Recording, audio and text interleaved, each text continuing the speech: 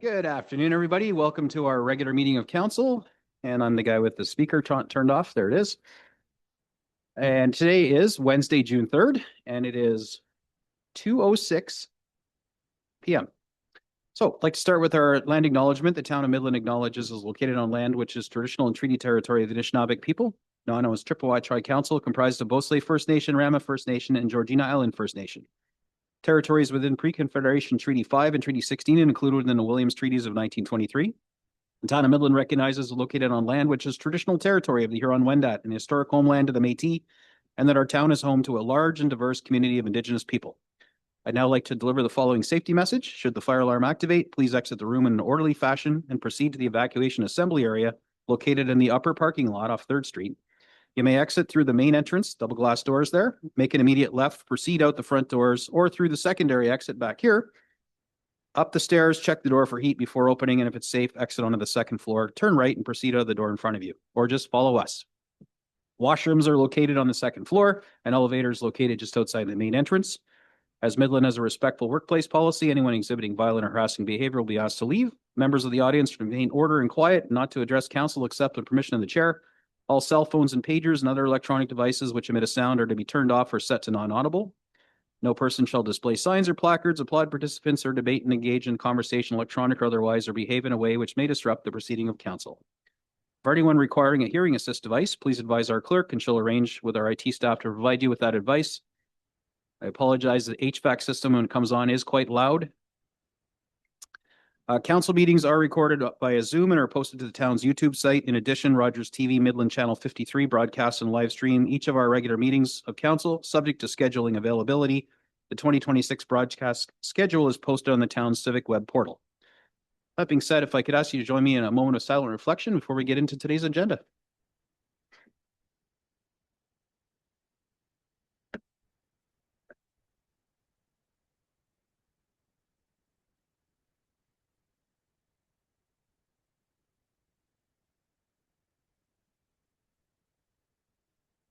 Thank you.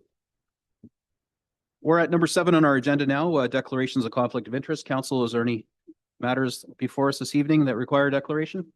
Seeing none, if that should change at any point, throw your hand up, interrupt the process, and make the declaration at the time. I now have motions arising from our closed session, which started today at 1 o'clock. I have a motion here moved by Councillor Bald, seconded by Councillor East, that council receives information and confirm the direction provided in the confidential verbal report and update provided by the Chief Administrative Officer at the regular meeting of council closed session held on June 3rd, 2026 with respect to an organizational update. Council, we had our discussion in camera. All those in favor?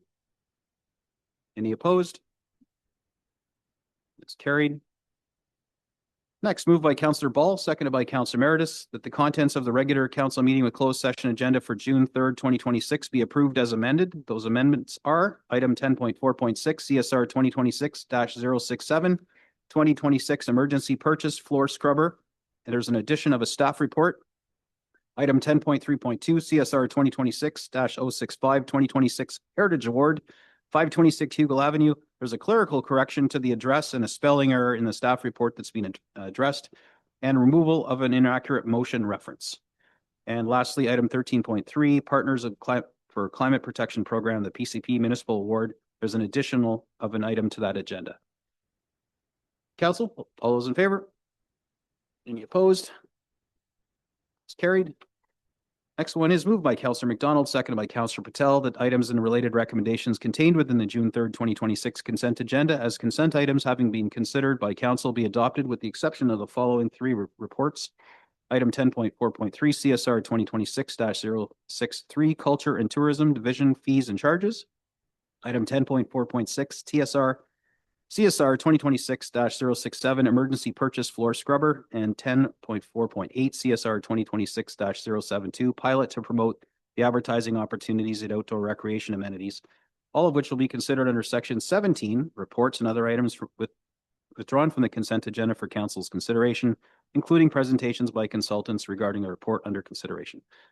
Council, as usual, now is your chance to address things in the consent agenda. Any call-outs, quick questions, noteworthy things? Before I call the question, is there anything in there? Going once, Councillor McDonald. I would just like to comment that I did ask about the status of the radar signage in the automated speed enforcement final report, and I heard that it's in the very near future. Okay, and the Tourism Day Conference referred to in the Suitable Tourism Pledge Conference is to be determined. I wondered when and where that was. And my other question was answered, but I don't remember where it is. Thank you. Wonderful. Thank you. Council, all those in favor? Any opposed? Carried. All right, moved by Councilor Emeritus, seconded by Councilor Bald, that council resolve into committee of the whole. All those in favor? Opposed? It's carried. Passing things over to Deputy Mayor.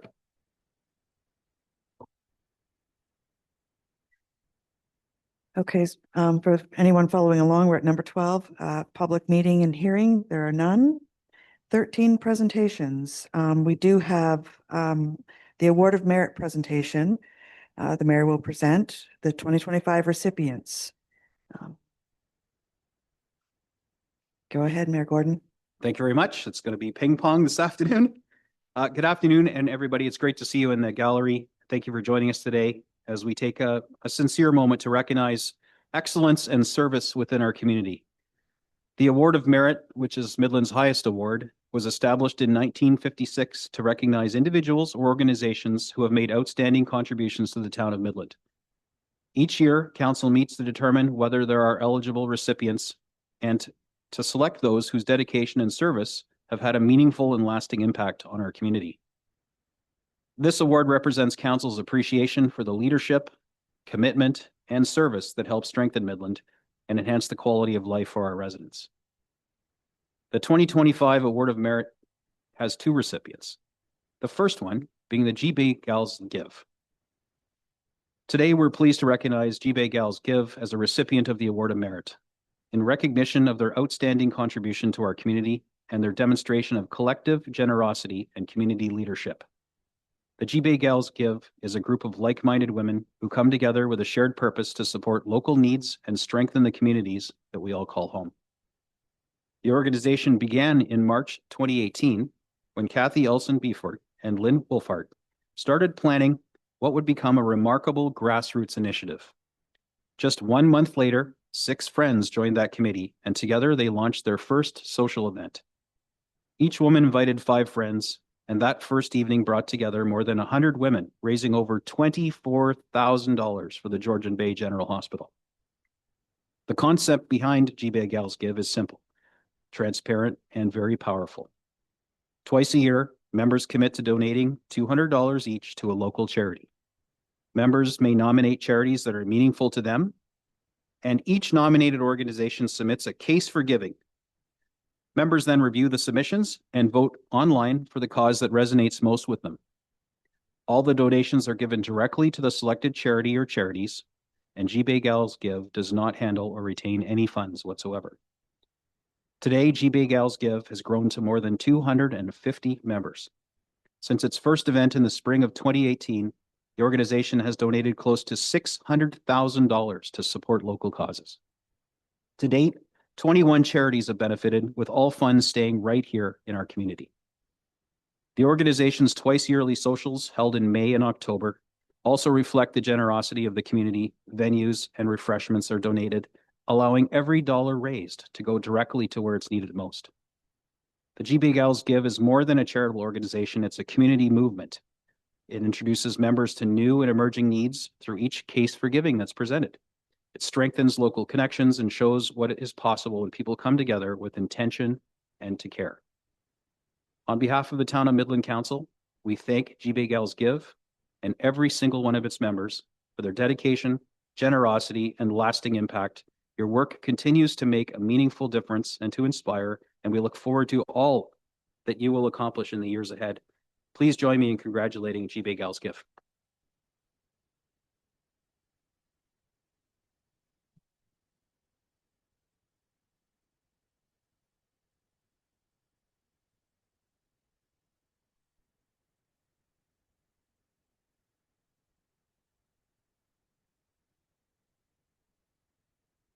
Our second Award of Merit recipient, and we'll do the presentation of the plaques and the photos right after this, is Michael Thor. The town of Midland is proud to recognize Michael Thor as a recipient of the Award of Merit in honor of his exceptional philanthropy, community leadership, and enduring commitment to improving the lives of others. Born in 1967 and raised in Ottawa, Michael grew up in a family where service to others was strongly valued. His father served with the RCMP and CSIS, retired as a director general, while his mother built a distinguished career in healthcare as a nurse and head nurse administrator at the Children's Hospital of Eastern Ontario. Their example instilled in him a strong sense of civic responsibility that has guided him through his life. Michael was actively involved in athletics, particularly football, competing through his time with Ottawa Sooners and the University of Ottawa. These experiences fostered teamwork, perseverance, and leadership, qualities that continue to define both his professional success and community involvement. At the beginning of his career with the Royal Bank in North Bay, Michael relocated to Midland in 1995 to pursue private wealth management. With family ties in the Midland area, he chose Midland as the place to build both his career and his life, quickly becoming an engaged and committed member of the community. Over the past 3 decades, Michael has become one of Midland's most dedicated philanthropists. He has served as a past president of the Midland Rotary Club and co-founded the widely celebrated Party on the Dock. Got memories of that. Both of which have significantly contributed to the community fundraising and engagement efforts.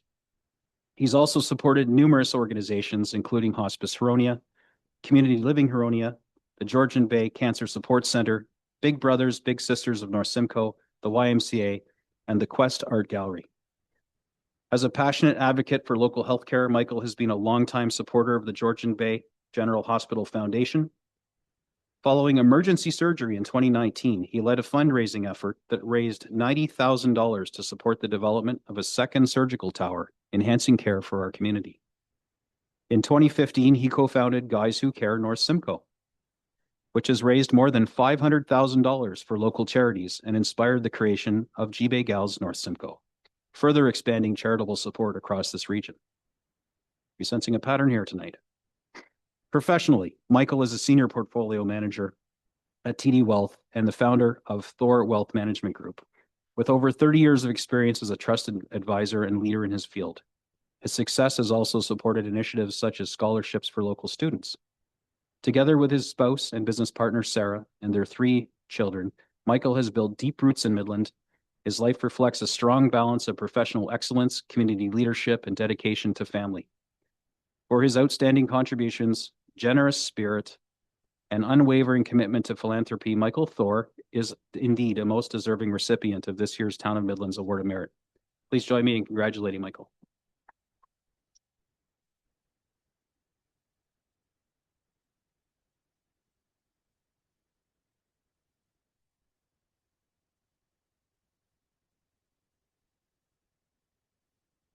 All right, so we've got a couple of presentations, and I'm sure some folks would probably like to get some pictures, so come on up and we'll make it happen.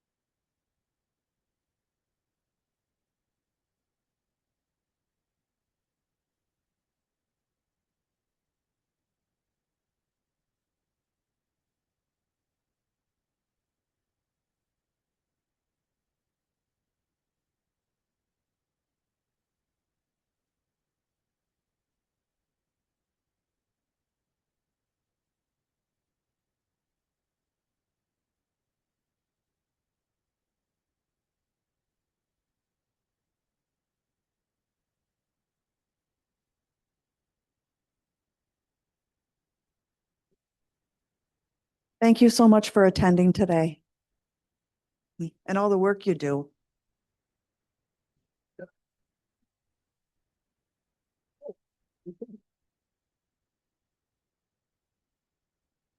Please, Councilor Meredith.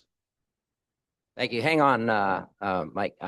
It's too bad that the gals left, but I just wanted to congratulate the GB Gals, the organization, and Mike Thor on their outstanding fundraising and philanthropy in our community.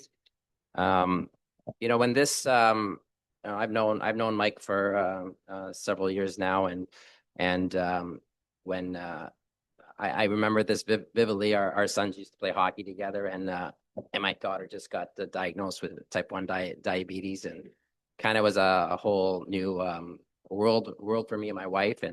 And he was coming up with this idea of he got from a group of girls kind of put his own little twist on this fundraising campaign called Guys Who Care. A quick way to to raise money in a very short, basically an hour, with a commitment of a membership of guys that come out twice a month or twice a year, sorry, just like the GB Gals, and it took off. I think it raises about 20,000+ each time the guys meet, and then and the whole holding of that led into the GB Gals, which has incredibly astounding me, because they get like 100 women to this event, and they raise over $40,000 each time. Sorry, each time they do their meeting. So they do outdo us, but we all do it in the same spirit. Yeah.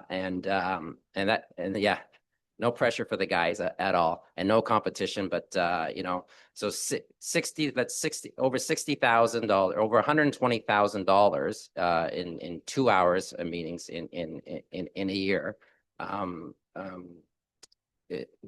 Is huge for a small group and of men and a larger group of women. So I commend them for that, and not only that, what Mayor Gordon illustrated there with Mike and his family, Sarah and his kids there, the commitment to the community, and I know that his family will thrive in Midland. I think they're both going to be rooted in Midland by the looks of things. One is going to be, I believe, a teacher. The other one's going following in his father's footsteps. Jack right behind him, and Isabella, she's in her university right now, so I'm sure she'll be rooted in Midland too, and following in their father's footsteps. So I congratulate you, and keep on doing what you do. Thank you.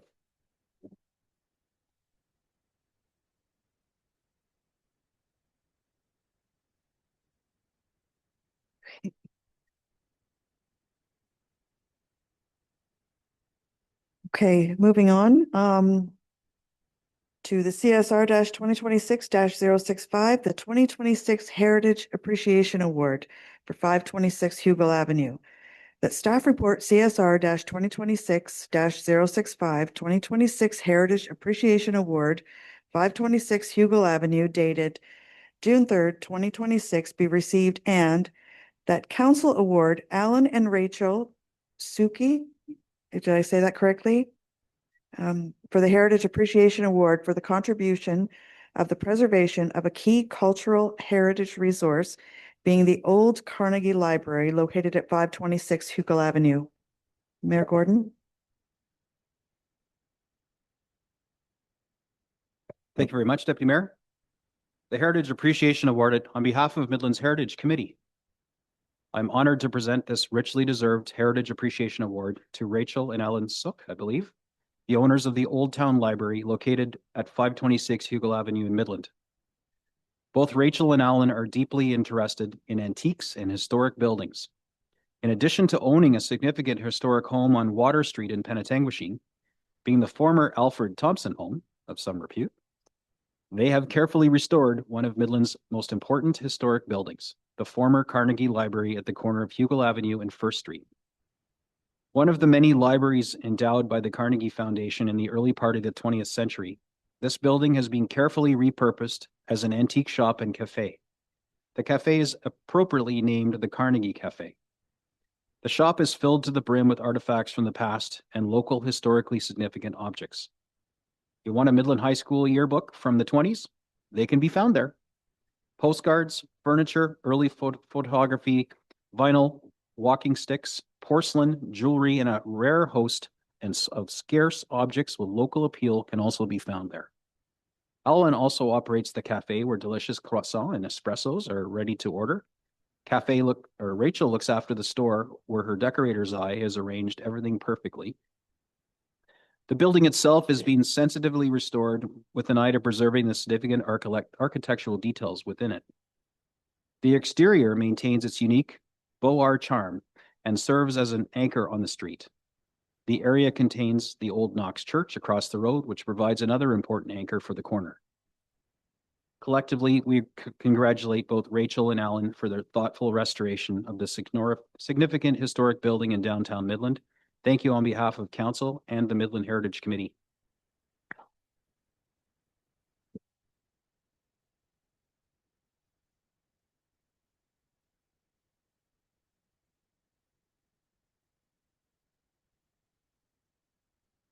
So if I could invite you up, and Renee Hackstetter, is there anything you'd like to share as our chair of our Heritage Committee, or is it all encapsulated on this document? Thank you, Your Honor. No, I think you've captured everything beautifully. Thanks very much. And just a congratulations to both Alan and Rachel for a job well done. All right, well, come on up and let's get the picture in the presentation.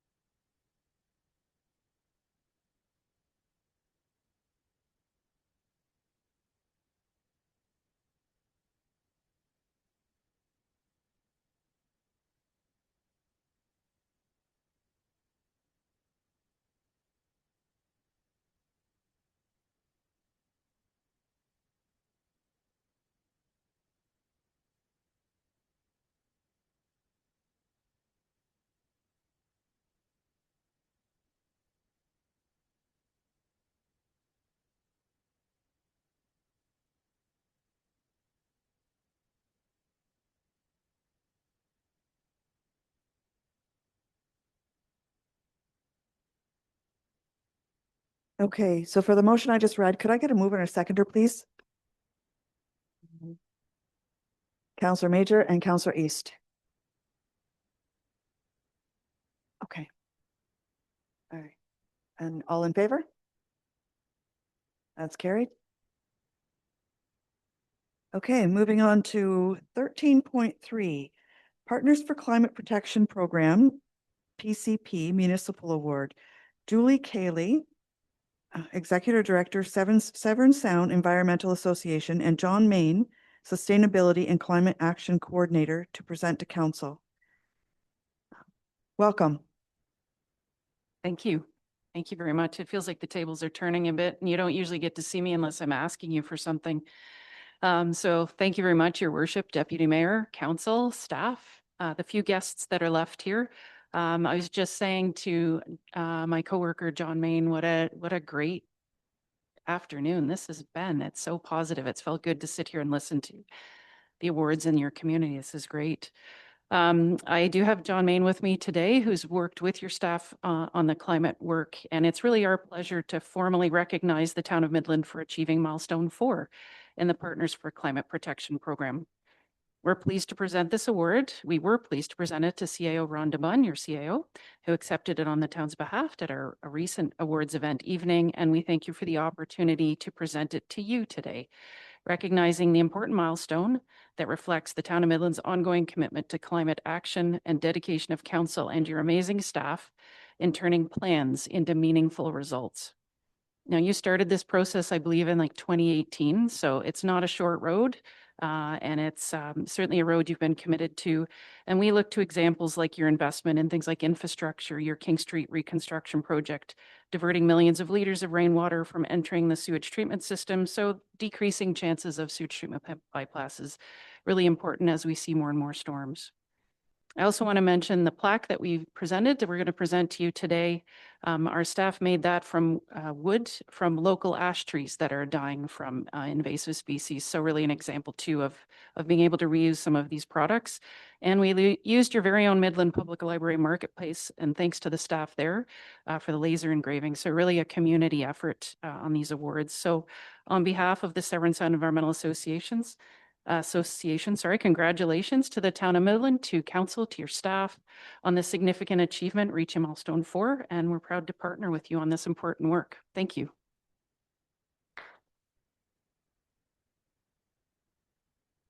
Thank you, Kaylee, and thank you, John. I got a shout out to John Main. I mean, for 2 terms of council, he was a climate activist with like a green superhero cape.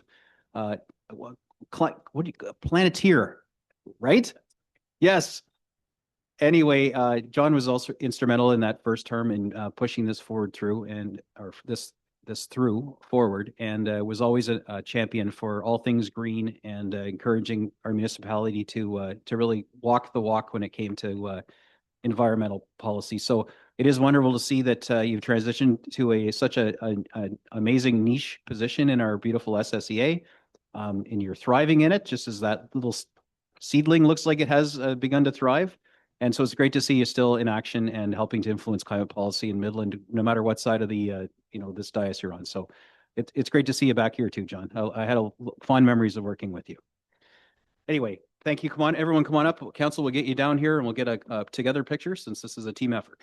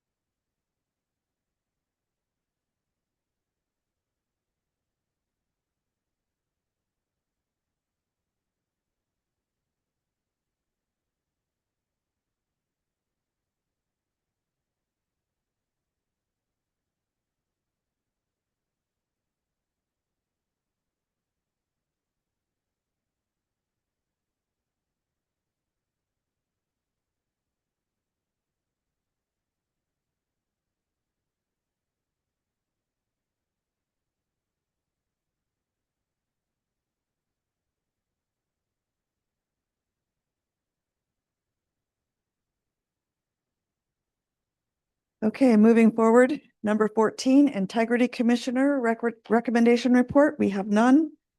15, deputations. We have Redwood Affordable Housing Project for 259 King Street.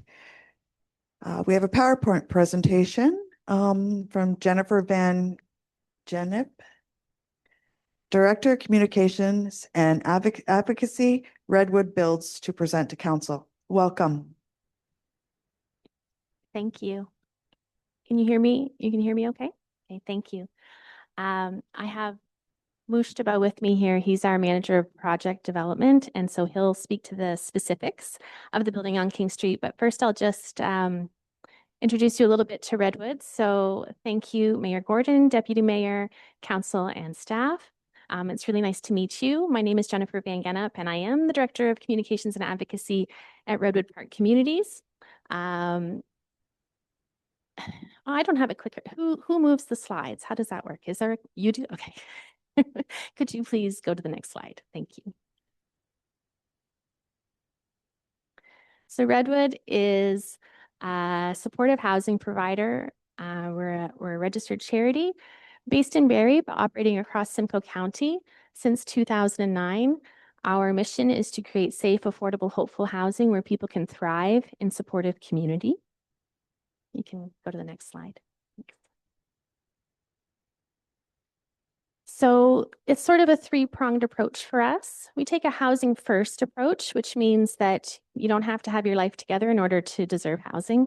We put housing in place first because it is such a stabilizer, and then it allows you to work on anything else that you want to work on in your life. Supportive property management is a pillar at Redwood. This is important because for a lot of our friends that come to live with us, it's been a while since they had a good relationship with the landlord. And so it's almost a skill that needs to be built. So we provide supportive property management with lots of coaching about how to be a good tenant, what your rights are and your responsibilities with that, and what it looks like to pay rent on time. And then we call it housing sustainability. So it's certainly an opportunity for our residents to be able to work through any problems. It's not just a N13 on your door. It's absolutely working with you to make sure that you can stay housed. And then housing sustainability, I touched on that a little bit with the supportive property management, but we don't talk a lot about life skills at Redwood. We talk about housing sustainability skills. What we have learned is most of our friends who come to us have a lot of life skills, more life skills than me, for sure, when it comes to survival. And what that might be a little rusty is their housing sustainability skills. So what does it look like to be a good neighbor? What does it look like to have a good relationship with the landlord? And what does it look like to pay your rent on time? What does it look like sometimes to buy groceries again? Sometimes when people move into our housing, they say, this is actually the first time in a long time I've gone to a grocery store and been able to buy ingredients instead of meals. So sometimes it includes teaching people how to cook again with the ingredients that are available to them instead of buying ready-made meals because they didn't have a stove before. So we try to definitely, this is a quote from a resident at United House, which was our first house that we opened in 2013.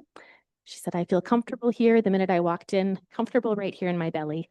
And that is definitely something that we're trying to create in our housing, is a safe spot to land for folks.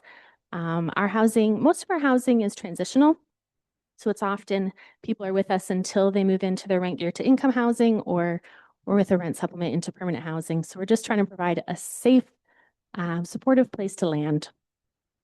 Sorry, it's very, very live, Mike. Next slide, please. So these are our existing housing communities. We have 5 in Barrie and 1 in Orillia. And most of them, as you can see, are a partnership with another organization. We tend to partner with an organization that is supporting a population that needs affordable housing, like the Women and Children's Center or with Busby Center in Barrie. CMHA, we really like partnering with CMHA as well.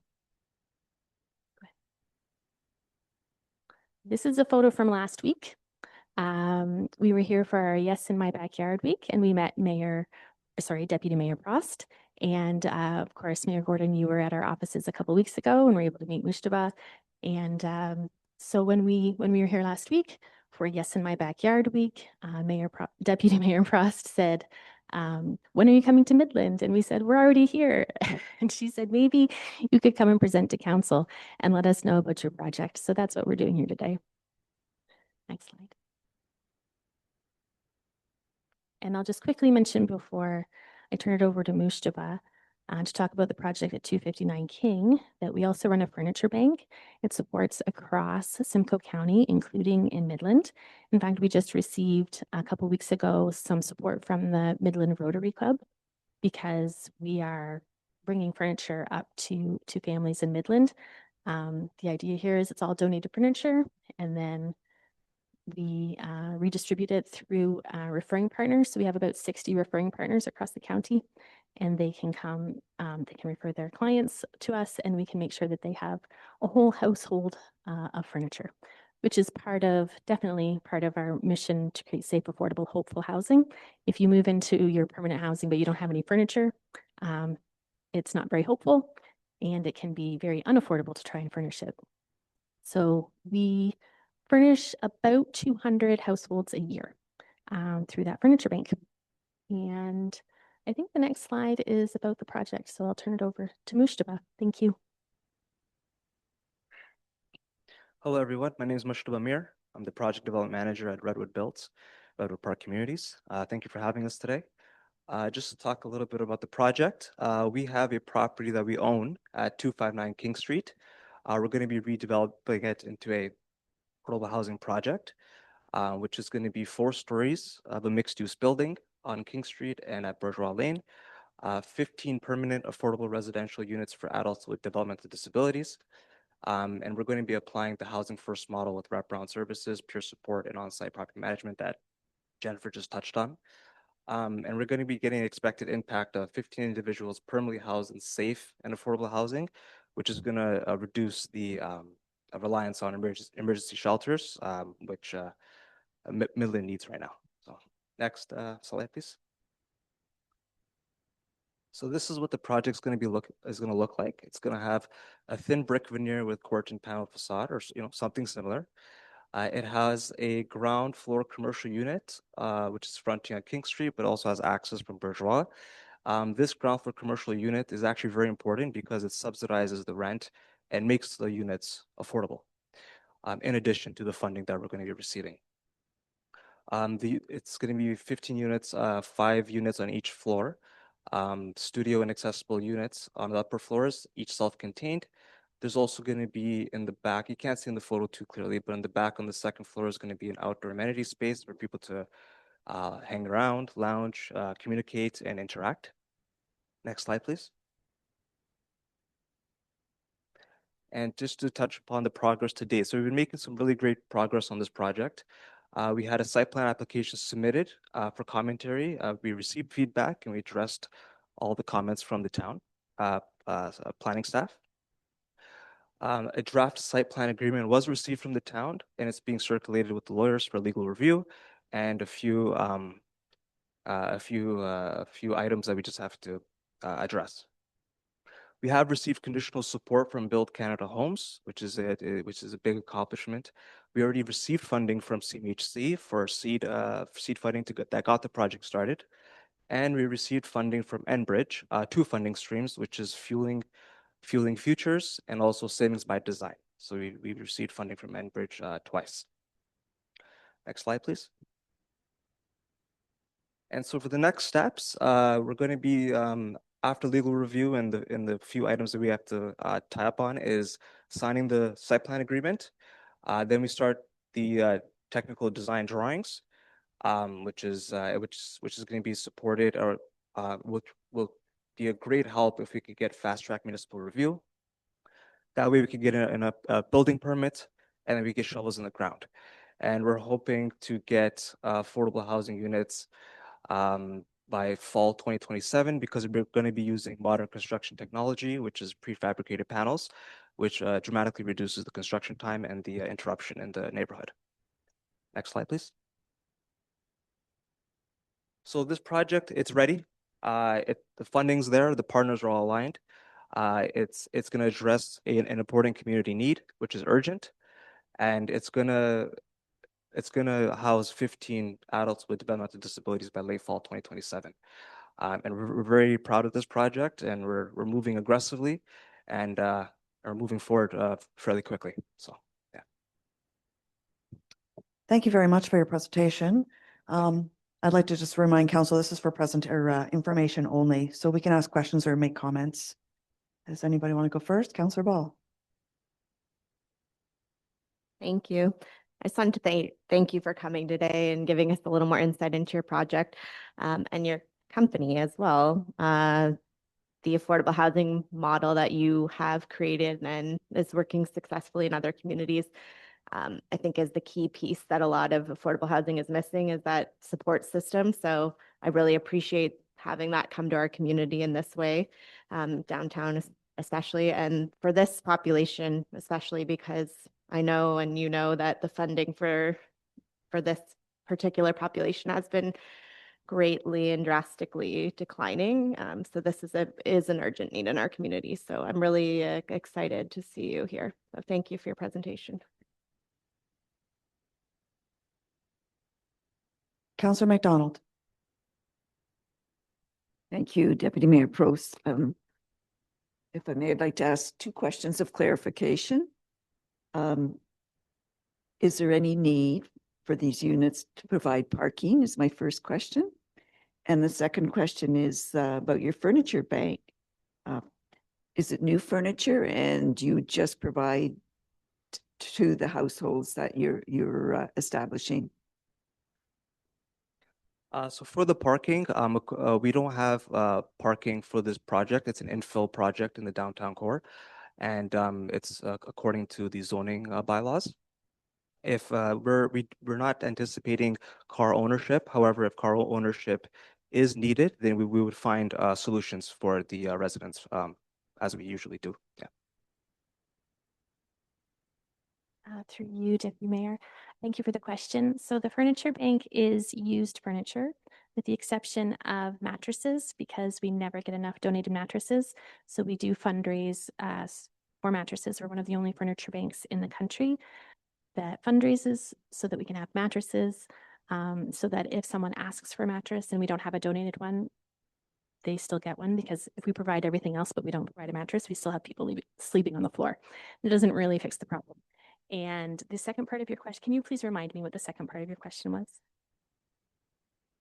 Oh, just for the households? Yes. Okay. No, it's not just for our households. So we work with 60 referring partners. This includes Empower Simcoe, Catalpa, Ontario Works, Salvation Army, lots of Rosewood Shelter, lots of different community partners, so that if they have clients that need furniture, they can refer them to us. I would like to add to that, St. Vincent de Paul here in Midland also has 2 storage units with used furniture. So maybe I'll just connect Maybe with we'll the talk. furniture. Yeah. Yes, thank you. Great, thank you. Councillor East. Thank you, through you, Deputy Mayor. I guess first I wanted to thank you for being a light in the dark. You are. I know that it's much needed. I know that it's the building steps to getting people back on their feet.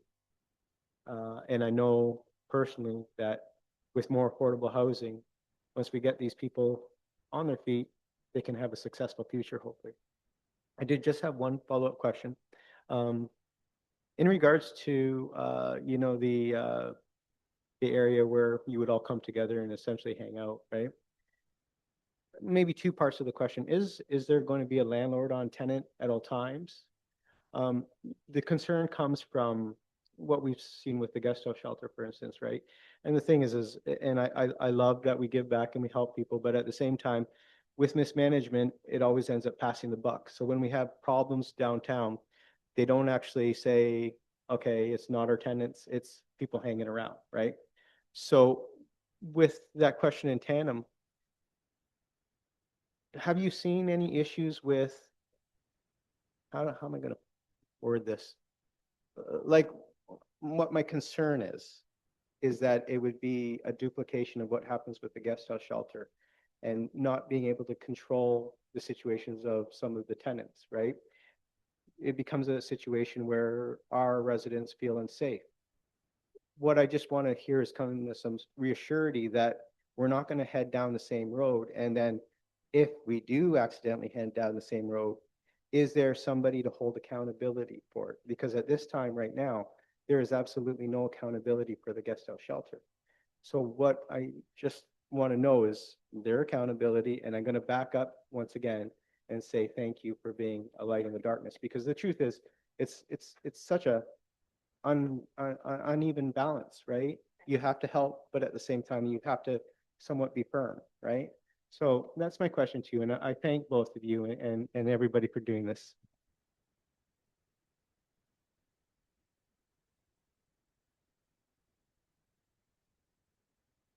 Thank you for the question. I was just checking with Mushtra through you, Deputy Mayor. There is not going to be 24/7 management on site at all times. There will be during the day, but not all the time. But I will note in our other properties, because it's housing, it's a little bit different than a shelter environment. Often in shelters, I'm not sure what the situation is at the guest house, but often at shelters, you have to leave at 7 in the morning and you can't come back till 7 at night.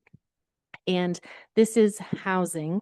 We do have 6 other housing communities, and we have very few neighbor concerns because it's housing. It's extremely stable. And we do have guest policies. They're built in cooperation usually with our residents, because often our residents, they may have people that they want to be able to come and visit them, but they may also have people that they know it would be better if they don't come and visit them. So we have individualized guest policies that can be revisited. If it's a problem, we will, of course, deal with it. And accountability, Redwood is always accountable for our properties.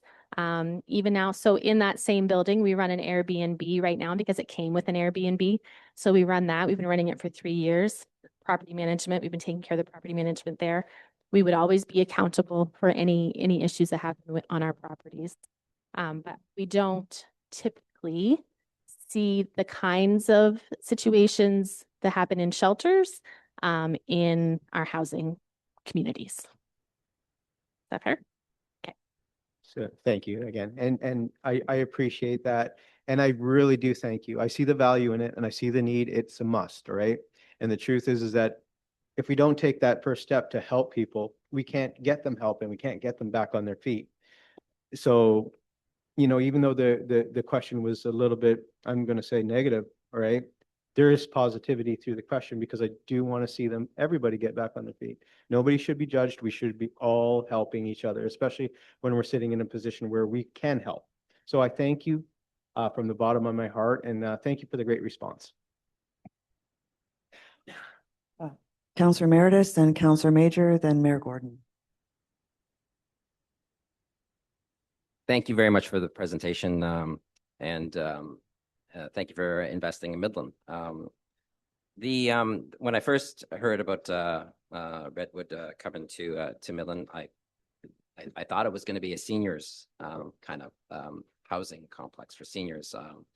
And when I got the agenda report and I read it and I said, okay, well, that's not what I'm looking at here. I'm looking at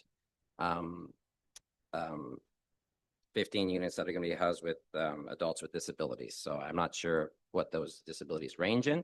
I do have some concerns. Throughout your presentation, you highlight the word safe, and I quote, a safe, supportive place to land, which is great. So our downtown isn't so safe. Probably many downtowns, I'm not saying we have our issues. So the safety of our residents, our community is always a concern. And where we see unsupervised housing, we see drugs, crime, and so forth. So when we're bringing, I'm not sure what your tenant is like, what the disabilities are. So we do have transitional homes in Midland where drugs actually enter into those areas.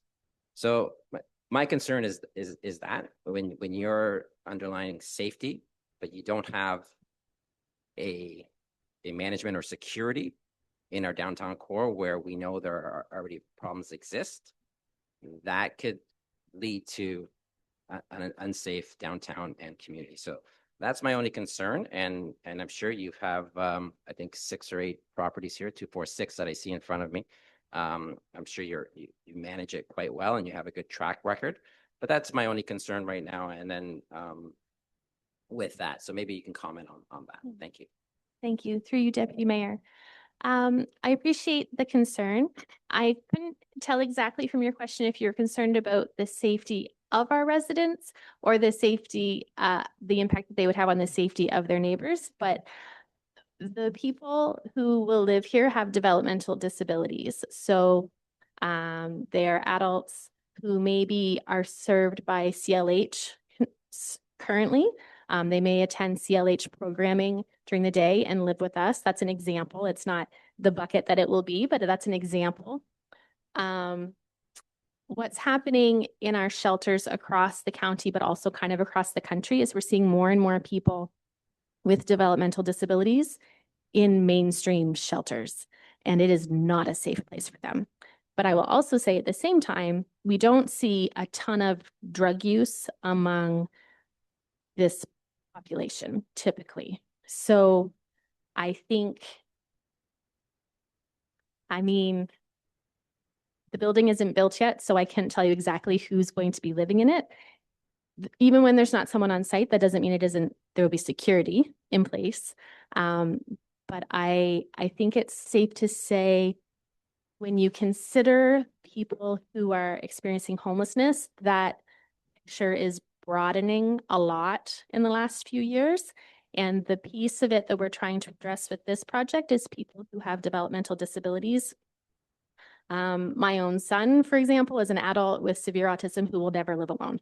And I used to work for the Down Syndrome Association. We have a lot of adults who will never live alone. So it's not necessarily people with developmental disabilities who are coming from shelter necessarily. It's for people with developmental disabilities who need an affordable place to call home. Some of them may be coming from shelter or precariously housed, but that's not necessarily the demographic. The demographic is adults who have developmental disabilities who need affordable housing, which is really most adults with developmental disabilities. Does that answer your question? Yeah, thank you. I mean, a little bit more deeper than I was more concerned about your residents. Okay. And then them being around the safety issues that we have in That our you downtown. have in the downtown. So that may integrate into Mhm. the building possibly. Yeah. You know, once the residents there, if they're from Midland or if they're from out of town, they, Mhm. you know, because they're downtown, so they're gonna kind of, you know, communicate with whoever's downtown, and then some of that might filter into your building, Yeah. right? So, and that's I kind of where understand. thank you. I think, would you have anything that you want to comment? Okay. So the design of the building is through what you've seen in the presentation, but we're also open to suggestions of how to mitigate that potential risk. But so far in our housing, in our current housing projects, we haven't run into those issues a lot because more than the building design, it's the team that we have. And we can only talk from precedent, and our track record does demonstrate that we have almost. I've been working with Redwood for 3 years. I don't think I've ever heard of a complaint from the public or the residents themselves. And yeah, just speaking from our track record and precedent, we have a strong and well-skilled team that can mitigate those concerns. Okay, thank you very much. And that goes to the management of your company, right? So with good management, if there's any issues, you're on site, you're on hand to handle those issues. And so that I appreciate. So thank you very much. Councillor Major? Thanks for your presentation. It was really good. I wish you good luck moving forward. The only question I have, so do they ever get to the point where they can move on? Like the ones that are the 15 that are there, so they're there, then somewhere along the line, do they get to like pull themselves together and get to move on? Well, typically with someone with a developmental disability, sorry, through you, Deputy Mayor, it's not always a matter of, it's a little bit different than a lot of the demographics that we typically do work with in our transitional housing. And it is permanent housing that is needed. It is the stability of permanent housing that is needed, not only for the individual, but also for the individual's family, to be honest. So these are permanent, sorry, these are permanent units. People, that doesn't mean that they have to live there. That just means it's up to them how long they want to live there. As long as it's going well, they can live there as long as they want to. There is no, it's not a, sorry, it isn't a matter of recovering from their homelessness and then moving into permanent housing. It is typically, this is where they're going to live until they move into a retirement home. Yeah. Okay, thanks. So that means there won't be a rollover of people. And then do they come like from the county sends them, or they're from like, how do you figure out who's Yeah. going to live there? Thank you. Through you, Deputy Mayor. It'll be whichever partner we partner with on this project, they will have a hand in the referral process for sure. Okay, that answers my question, especially the part where it's not going to be a turnover. So if they get here, get situated, get to enjoy the town, then they'll just be part of the town. They'll So just be your neighbors. Yeah. yeah. All right. Thanks. Okay, thanks. Okay, we'll finish up with Mayor Gordon. Thank you so much for coming and presenting this. I didn't want to be the only person to have seen these designs. So like, my council needs to see this stuff. It's incredible. And hear about the things like the furniture bank. And again, you're not the only game in town. We have St. Vincent de Paul, and of course we have other agencies, in town where furniture can be dropped off, but it's good to know there's another option. And you partner with Jeff's Junk, I believe, who will come and collect the items and bring them to you at no cost to the donor. And I believe you agree on some value of these products. They're donated if the donor wants, and they can get a tax receipt as a result, which is, lovely. Some people like that stuff. But to Councillor Major's point, yeah, this is not a halfway house. This is not like, a different type of shelter, like a kind of emergency shelter. This is shelter. This is home for folks that just don't have a home. I love the fact that the way these things partner, your organization, for my research, is a gold standard in this. This is what needs to be emulated by many other organizations that struggle to try and repeat what Redwood's been able to pull off. Quick stats, that I'd pulled up when I was doing a little bit of a dive is over 500 people housed, 61 housing units, 7 communities developed or being operated, and you target a very high need population that ranges on a spectrum from women and children fleeing violence. I think United House is that one, right? People experiencing chronic homelessness, Lucy's Place, again, a very different demographic, maybe one that would feed more into the concerns that, we legitimately have in our community, expressed by, I think pretty eloquently by Councillor Meredith and Councillor Major. There's also families in housing crisis like Lillian Place, right? If I got that right. And the seniors and people with developmental disabilities, which are being contemplated for this development in Midland. This, the first of hopefully many. So, really you are a gold standard. And so unfortunately though, because we have other issues in our community that maybe don't meet the gold standard, perhaps you unfairly get associated with them, but maybe you will inspire some greatness out of these other organizations that truly do struggle to serve a very challenging demographic. The rec space that is being proposed, I don't, because it didn't show really well on that particular angle, is actually like a patio. So, if there are still smokers in the world, somebody wants to smoke, they can go on the patio and have a dart, or they can have a barbecue, or they can have a couple of friends and socialize out there. It's not ground level. I think it's on second or third floor of that. It's on the second floor.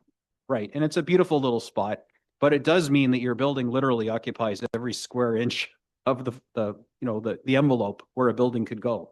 And that is exactly what infill is all about, making use of these spaces downtown. And we have more other opportunities. And I think as other buildings come up for sale, if you get the funding, maybe there's more of these popping up downtown. So I do look forward to seeing this through. Most of the approvals now are in the hands of staff through delegated authority. So they'll work through that with you. There may be one contentious issue that will need to come back in the form of a staff report. I do look forward to receiving that. We weren't going to really talk about that today, but it is something that I'm aware of. And staff will work with you on that and bring options back to council if it needs a council decision. But let's get this thing built. And thank you so much for coming tonight. Or got to get out of the. I'm so used to tonight. Years of saying tonight. This afternoon. And it is wonderful to see what this project's going to be and how close it is to getting over the finish line. Thank you so much. I also want to thank you. It was fantastic meeting you last week, and everything you shared with council is wonderful. So thank you. I'm sure we'll be seeing you. Yeah.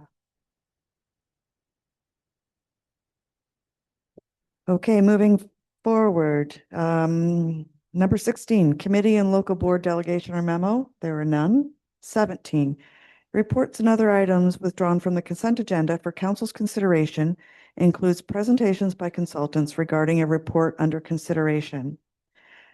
17.1 is CSR 2026-063 Culture and Tourism Division fees and charges. Can I have a mover and a seconder, please? Councillor East to Councillor Emeritus. Okay, I'll read the motion. That council approve the proposed new fees and charges for the Culture and Tourism Division, which includes a $10 registration per vehicle for the Cruisin' Classics Car Show, a $140 artisan vendor fee for the Georgian Bay Waterfront Festival, and a $5 donation to the Community Grant Program for a town-branded refillable water bottle, and that council approve removing the filming application fees until the town adopts a film policy. Number 3, that council approve removing the vendor fees for the Tugboat Festival and Midland Mural Festival, and that the Cruisin' Classics Car Show only proceed if a minimum of 40 vehicles are registered 30 days prior to the event date, and that the amending bylaw to the town's fees and charges bylaw 2025-72 as shown in attachment 1 be passed and enacted. Have comments or questions? Councillor East and then Mayor Gordon. Thank you, through you, Deputy Mayor. I wanted to speak about the Classics Car Show. I don't want to see if we don't meet the 40 car limit that the show is pulled. Any car is good. There has been a slight challenge with the rollout that we can tweak next year. A lot of it has to do with registration and the difficulty behind it, and that's why we're not getting the cars. There's nothing wrong with the $10 per vehicle fee, but I do want to see it proceed whether or not we get 20 or 40 vehicles. I think that next year when we roll this out, we can fine tune it to make it a bit easier for people to even just register. I think a lot of the problems stem from the photo size, which was the first one, the insurance. Truthfully, you don't need any of that. If you're driving an old hot rod, you've got insurance on it. So we should be trying to make this as easy as it is. And I totally understand that it's a new incentive. So we're trying it out, but that's where the problems are. And that's why we're not receiving the amount of cars that we really want. But I still want to see it move forward, whether or not we have 20 or 40 cars. Mayor Gordon. Thanks. I echo that. That's perfect. I can understand the rationale for kind of like a drop dead, number of registrants, but this is year one. There are some competing car shows on that very same weekend that can draw. There's a limited demographic for this, for people that own these cars. So I think we got 20 registered so far. If we end up with one more between now and then, let's still run this thing. Let's not put a cap on it this year. We're baiting the hook, see how successful it is. 20 cars is still great. If this was 2, maybe a different story. But so I don't know if it's just a matter of editing this motion just to strike out number 4, or if we want to make individual motions out of the 5 and just vote down number 4. If there's people agree with Councillor East and I, whatever, we're in the clerk's hands on this one. The rest of this I have no problem with, and like rubber stamp. Let's get it going. It's amazing work that you guys are doing. Is Councillor McDonald and Councillor Ball. Okay. Thank you very much, Deputy Mayor Prose. That was my concern as well. That's why I asked for the report to be pulled. I don't know who decided 40 requirement, but I think to get it off the ground, that should be struck. And I understand it's proposed to be held July the 15th, but I'm not clear on, this is my first question. I'm not clear on where it's being held. Through the chair to Councillor McDonald, the event is scheduled for August 16th. The proposed date of July 15th was if we were going to cancel, if we didn't have at least 40 cars registered. This car show will be taking place in the downtown. We'll be shutting down King Street and some of the side streets to accommodate the vehicles. I'm sorry. Oh, sorry, I'll repeat it. Please. I'll bring it closer to it. Okay. So through the chair to Councillor McDonald, the event is scheduled for August 16th. The July 15th date was if we didn't have at least 40 cars registered by that time. That's when we were proposing not having the event. The event's going to take place on King Street. We'll be doing a road closure of the King Street and some of the side streets as well to make sure that everyone who's a pedestrian on the street and walking on the street that day are safe. Sounds good. Thank you. And my second question is in regards to the Georgian Bay Water Festival, vendor fee of $140 that goes under for an 8x10 booth under the town tent. Is that correct? And there's 2 town tents. So how many vendors? Through the chair, through the chair to Councillor McDonald, we can accommodate, just a second, let me do the math here, 30 to 40 vendors within the 2 tents. And that's for the 2 days. That'll be for Saturday and Sunday. Thank you. And they're pre-registered as well. Yes, all vendors have to pre-register and be pre-approved.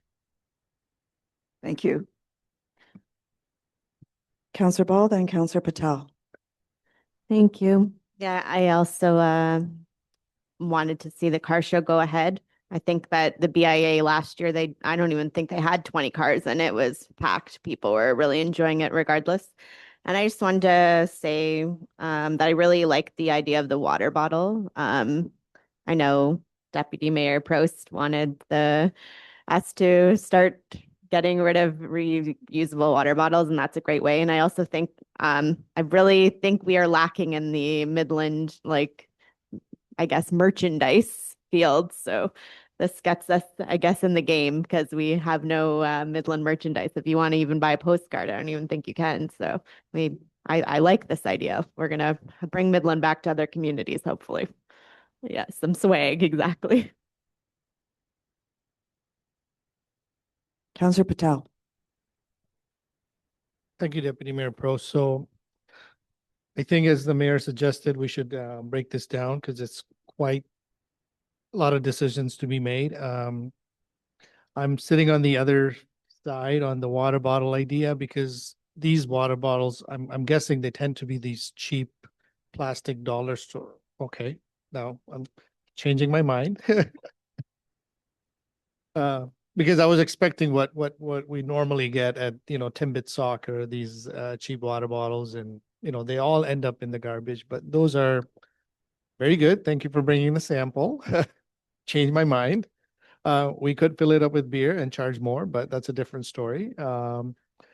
Also, I think the 40 vehicle minimum, I think we should still proceed because as I'm noticing, wherever I go, everything has become last minute. So right now we might not have the uptick or the interest, but come August 10th, we could well likely go over 40 cars. And I think once the message gets out there and we do some soliciting ourselves as town to all the, the classic car community, we could hit maybe 70, 80 cars. So I would like to proceed with that as well. And great for the water bottle idea. Thank you. Oh, is council okay of just removing number 4?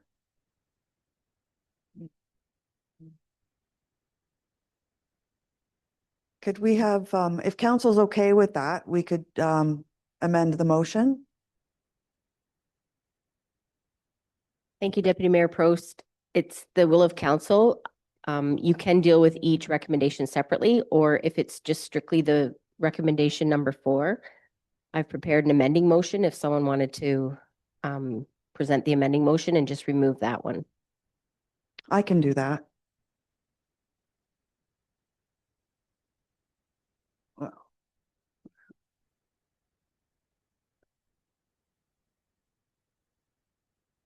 Counselor East, go ahead.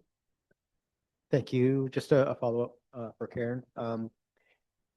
With the car show as well, I think that if we can find a way to do a little bit more advertising to get it out, that'd be really good because there really hasn't been much advertising on it. And I would also like to see if there was a way that when we do this advertising and we proceed forward, that we have the ability to register on day of. The reason being is that, say it's a beautiful hot day, the sun's out, and people see this post coming up on Facebook or Instagram, they might take their cars out of their house and just bring it down that day because they have nothing to do, right? So to extend that, I don't know if there's a way, but if we could extend it to have the ability to sign up day of, you'd be surprised what that might do as well, okay? Thank you.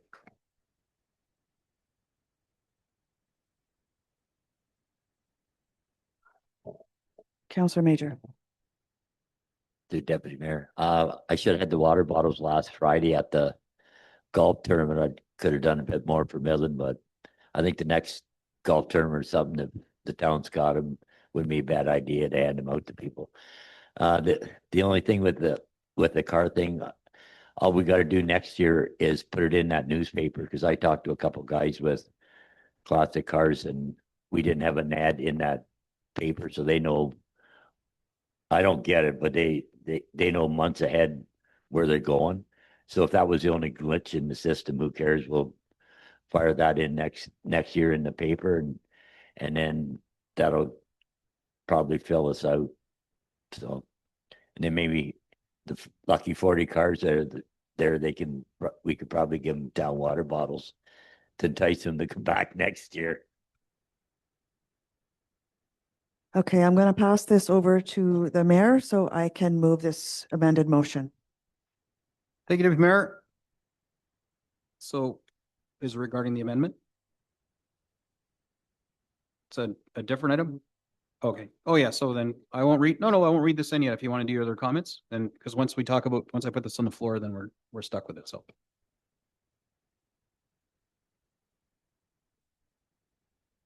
Thank you to you both, Deputy Mayor and Mayor. So when I first read this this report and about canceling the car show because we didn't have enough vendors, I was deeply disappointed. That's the last thing I was that I wanted to see. I think that when the BI did it last year on a whim, that we had about 20, 30 cars. When the BIA approached the town about shutting down the street, I think it was the second year in 2023, it would have cost $30,000 to shut down the street. So that was it. And we have partnered up with one of the car outfits that could bring 100 cars down easily to the main street. So when we were able to do it small scale last year, and then this year getting it approved through council, that I expected a much more because it was a town or council's will to get this program.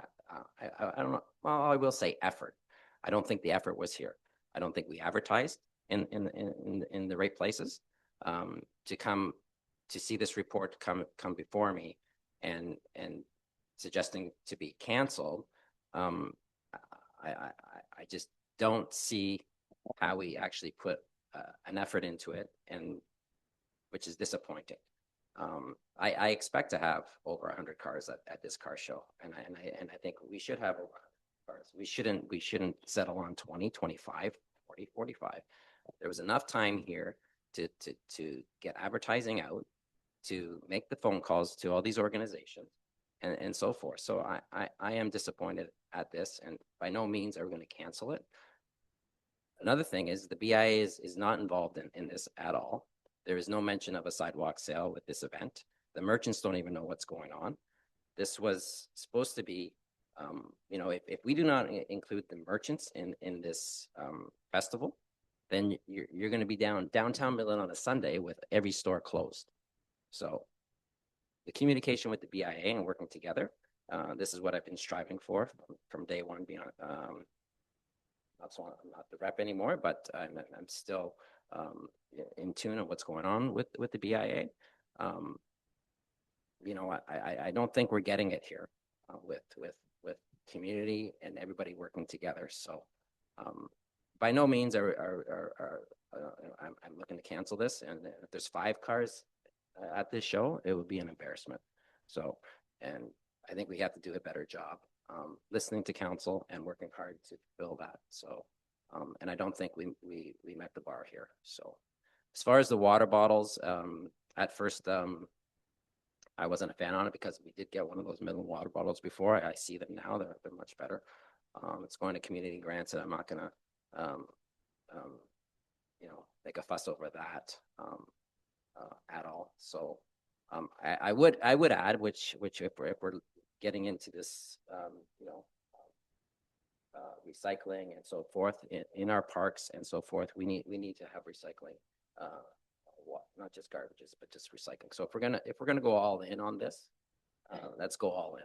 So let's set you know, set the bar high. So that's just my honest opinion on when I saw this report. And I know it doesn't sound great, but you know what? Sometimes you just have to, you know, tell it how it is. So that's how I see it. Thank you. Great. We good with the amendment? We'll table it. So moved by Deputy Mayor Pro, seconded by Councillor. Nope. No. Oh, she can't. No, she passed the chair to me. Yeah. That's why I'm yapping right now. Got her out of that seat. The recommendation 4 that Cruise and Classics Car Show will only proceed if a minimum of 40 vehicles are registered 30 days prior to the event date be removed from staff report CSR 2026-063. Council, all in favor? Any opposed? Carried. All right, we're back to the original motion, and I'll hand the chair back to you.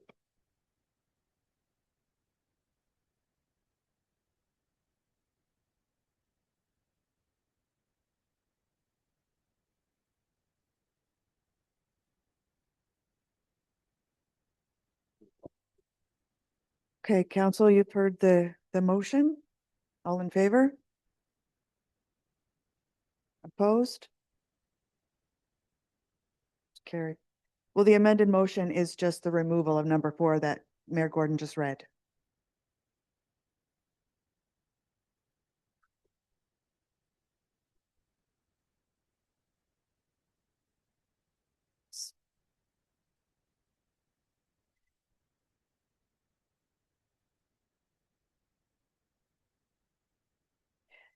Okay, moving on to 17.2 CSR 2026-067 emergency purchase, the floor scrubber. I'll ask for a mover and a seconder that staff report CSR 2026-067 emergency purchase floor scrubber dated June 3rd, 2026 be received,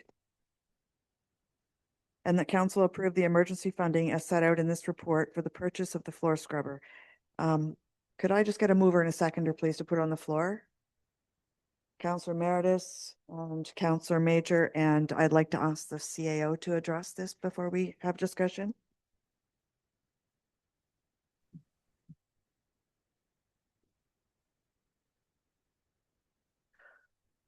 Through you, Deputy Mayor, to council. So just before council has questions, just wanted to provide a bit more context on this report. So you got the report, and while the report outlined the recommendation, it didn't go into all the background steps that are taken by staff to ensure that due diligence is done. So staff, the first option is, can we repair it? And as you saw in the report, it's $5,000 with a 5-month lag time. And so the second option is, let's look at replacement, and staff went out and got multiple quotes. The highest actually, which was 35,000, but they got multiple quotes, and the quote that is presented to yourself is the best quote out of those. And then they look also at, could we contract it out? What would the cost be? That would be approximately 29,000 a month.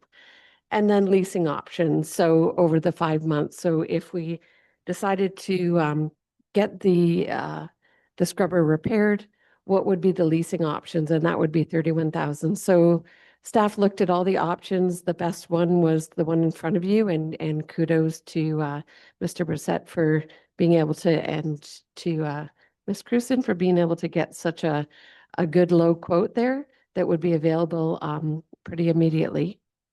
And then they also do look at the other options. So health and safety is a huge consideration. And although it isn't the winter months when you think you'd have slip and falls, but on the floor, on the arena floors, there's ball hockey where, you've got people playing, and there is sweat that happens, there could be blood from a scraped knee, stuff like that. So we need to ensure that we keep that facility clean for everyone who is participating in the sport. So we looked at everything at financial implications, health and safety, and this was the most practical and best course of action for both taxpayer and those who participate in the activities at the rec center. So just wanted to give you the fulsome picture that behind the scenes, we go through criteria before coming to this solution. But thank you. Thank you, CAO Bunn. Councillor Patel. Thank you, Deputy Mayor Prost. So I think this is a wonderful purchase. It's always wise to buy something new when you have something really old and it costs that kind of money to keep it going, which is $5,000, which is significantly high compared to purchasing a new one, because there's many advantages with the new one, which is efficiency, reliability, and, one less thing to worry about. So I have no problem with this purchase. I think it's a great move.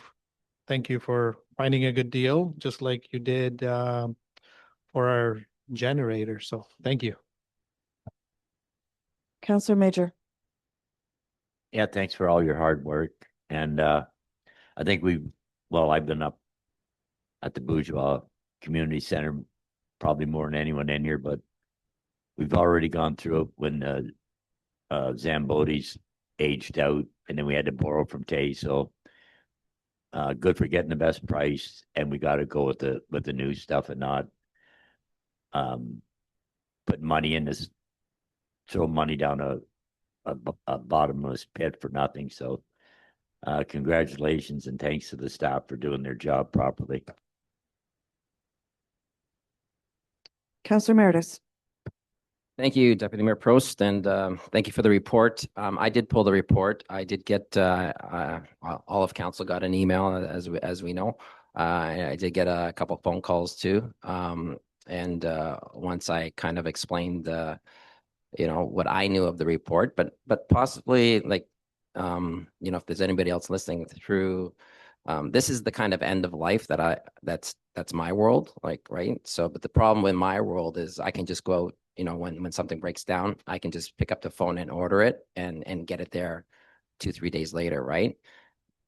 This world, it's got to go through council, and that's why we're here today. So, so I think we squeezed everything we could out of this floor scrubber. But just walk us through, maybe Mr. Brissett can walk us through, because we did get some quotes on this. We didn't just go and grab the highest one. In the report, it says we have to spend $5,000 on fixing this other floor scrubber, which turns this into a $12,000 score. If you're looking at it that way, but still, just walk us through if anyone's listening that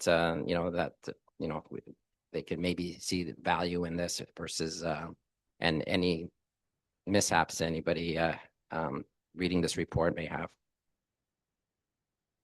Thank you through Deputy Mayor, Councillor Meredith. Yeah, the end of life is the best way to put it. The floor scrubber was in the capital budget for 2027.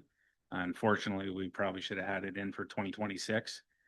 The floor scrubber, again, with a 118,000 square foot building, which not every single floor gets done by this scrubber every day, but some very, very valuable. So again, it's not winter. We don't have the salt sand, but between the arena floors, which are playing surfaces, sporting surfaces, the gymnasium, which everybody knows how busy that is, and we have to do that floor daily, between keeping the floor itself clean, bodily fluids and everything else to keep it sanitary.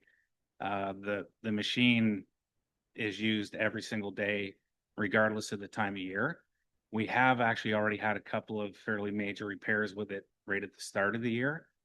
So it just didn't make any sense. Well, in 5 months repair time, and then it's at end of life. Like the trade-in value is zero. So again, we have 3 other prices that range from 35, 33, and one other at $24,000. So we're able to get this one at 17 on a pretty good deal. We're part of purchasing consortium, and Mrs. Cruson could explain it better, but through Georgian Bay, whatever. So that's how we were able to get such a good deal on the machine. And the machine is in stock, and we're going to be able to get it quickly. That's another issue we've run into, again, why the parts, even if we were to decide we could get another year or 2 out of it, which it was recommended to us we couldn't, we'd still have 5 months to wait. So to lease a machine or to contract out the services would cost more than the machine to buy it new. So it just makes sense financially, if that's a good enough explanation. Great, thank you. And the only other question I was gonna have, because you have these other quotes of like 30, 35 and so forth, and we're going with the lowest, and typically, it's not on all occasion that the lowest is the best, right? So I want to make sure this is a brand name, good brand name, we can get parts and so forth. And then my second question would be to procurement. Have we, all the policies that we have, did we break any policies? Are we, I'll let Mr. Brissette go first, and then Ms. Cruson after. Thank you. So yes, the answer to the first part is we're very comfortable with it. We're purchasing it through the company that we deal with all our cleaning supplies. They've looked after all our maintenance for the past number of years. I'm not sure the exact number. So I'm very comfortable that it's a reliable machine, and if we have any issues, we will be able to get parts. Through you, Deputy Mayor, to Councillor Meredith, we did follow proper procedure. We do have an actual contract in place with the supplier for this stuff. So like Mr. Brissette mentioned, there's a Georgian Bay area purchasing cooperative, which we're part of.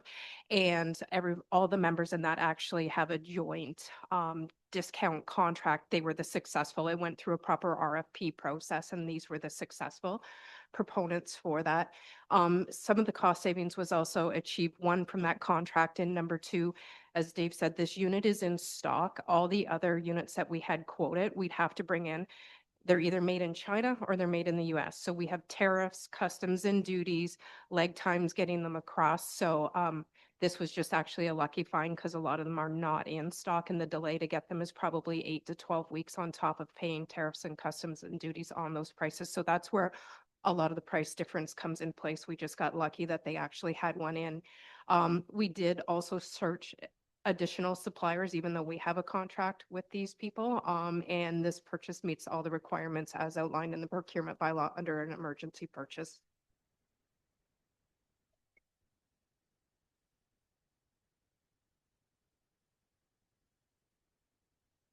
Councillor Patel.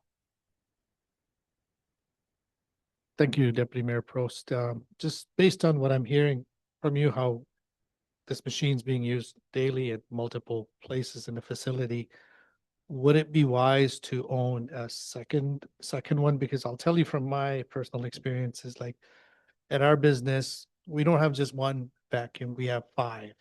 We don't have one dryer, we have 2 dryers. We don't have 1 washers, we have 4 washers. So when you have a breakdown and the time it takes to repair, would it be wise to own a second one down the road? Now, I'm not saying right now, but for next year, just for, health and safety. Thank you. Through Deputy Prost to Councillor Patel, yes. I would love to, and that was actually the plan, was to purchase a new one in 2027, keep this one, Unfortunately, this one we can't keep. And it is, to take it back to the ice resurfacer comparison, we have two. There are facilities that operate twin pad arenas that only operate one. And, you know, we can speak to it. Your machine breaks down and you're in big trouble. So we have the backup machine. And quite often we were operating with only one machine because we had an unreliable machine. So yes, in the future, I would love to purchase a second one. Thank you. Yeah, so council hears it. Hopefully we can do it. Thank you. Counselor East, and we'll call the question. This isn't a question. It's more of just a thank you. I don't think our staff here thank you enough. This was responsible spending, and this is the kind of thing that we ask when we come into budget responsibility, right? Truthfully, I don't think staff hear this enough. So I'm just simply saying thank you for spending responsibly. Council, you've heard the motion. All in favor? Opposed? That's carried.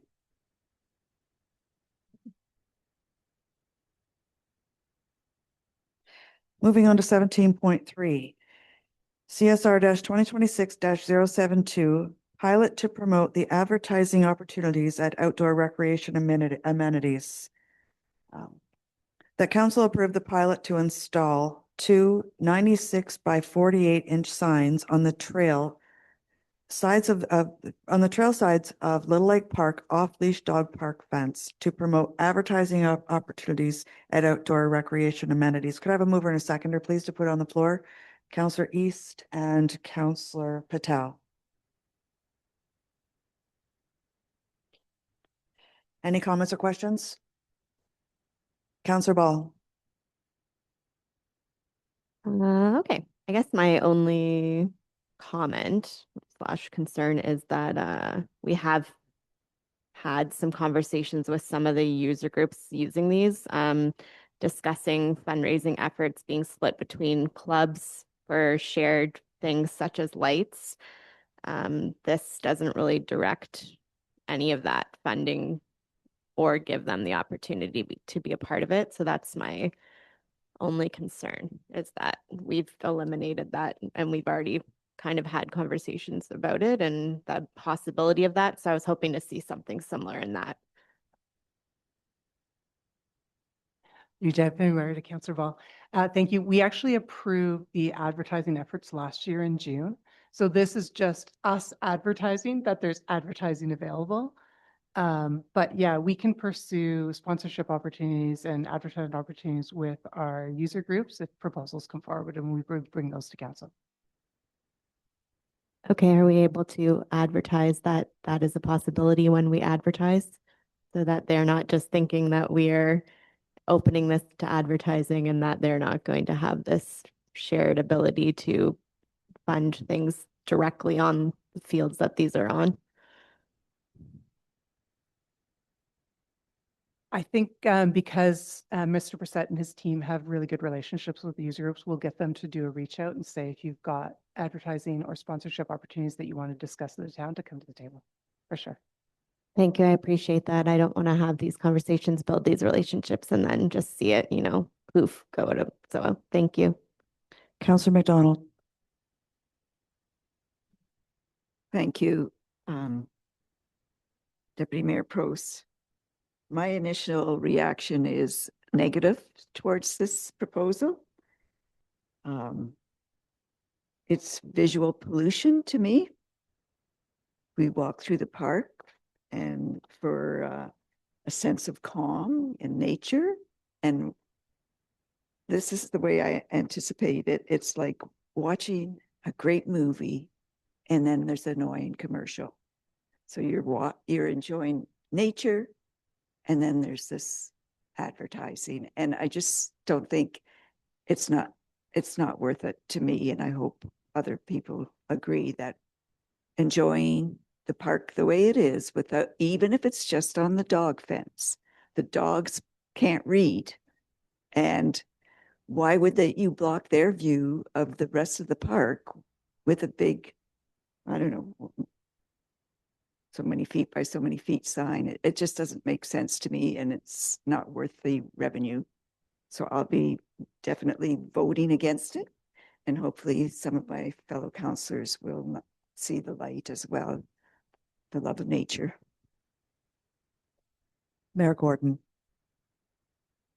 Thanks. So this is off the money we make from advertising in the arena, which is nothing but ads everywhere. And the few ads that I think people will take us up on who want to sponsor the dog park, for example, because maybe they're a pet food store. They like to advertise the demographic. We're not advertising to the dog, advertising the owner, just to be clear here. And the key here is otherwise it's taxation. So, here's a way to offset, rather than putting on the backs of our property taxpayers to pay for these amenities like the dog park and our other sports and rec facilities. We're allowing community-minded folk who want to advertise their wares, whether they relate to the thing they're advertising on or not is irrelevant. They want to spend money and that money helps offset the taxation. So to me, it's just a no-brainer. Like, we approve this. This is not a new policy. We're simply advertising to people that this is an available place where you can advertise. So the policy to advertise exists and has for decades. It works fabulously well inside the rec center.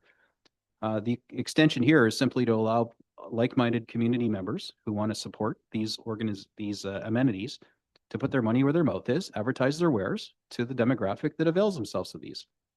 We're not talking about digital signboards. We're talking about a piece of, whatever it is, plastic with printing on it, right? Coroplast.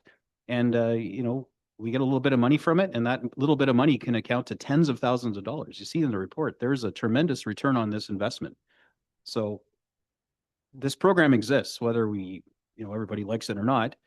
It's just that we're not telling people that the program exists in these places. It's the old "your ad here," right? Or you look at the signboard on a transit shelter. It says you just prove this sign works as you're reading it. Like, all we're doing is putting these little coroplast signs out there to advertise. And if the community, dislikes that, then they won't spend the money and they won't advertise. And this program could wrap up at some point because no one's taken up on it. But I believe people will take us up on this. They just need to be nodded and prodded a bit that, hey, here's an opportunity for a few $100 to put a sign up and advertise to the demographic that avails themselves of it. So needless to say, I fully support this, and I would let people sponsor manhole cover if I could.